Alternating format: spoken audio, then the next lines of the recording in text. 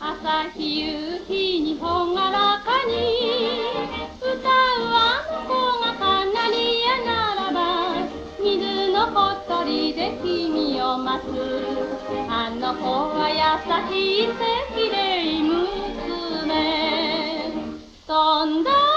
り跳ねたり歌ったり、小鳥と娘と小鳥、色も姿もとりどりに。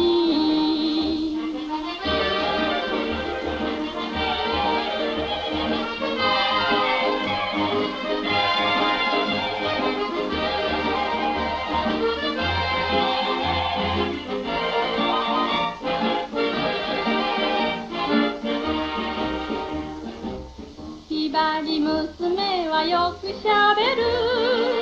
踊り上手な山柄娘。赤いベレーをちょいとかぶり、おしゃれでうわひな小間取り娘。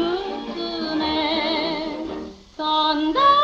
り跳ねたり歌ったり、小鳥と娘と小鳥、色も姿もとりどりに。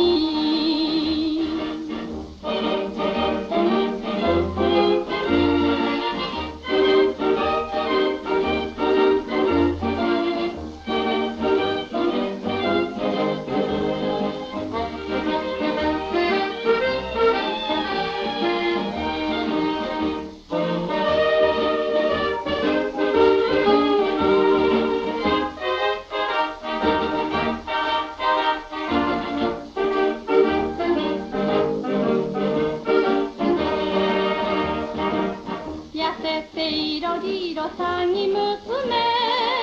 つくろ娘は夜遊び好きで、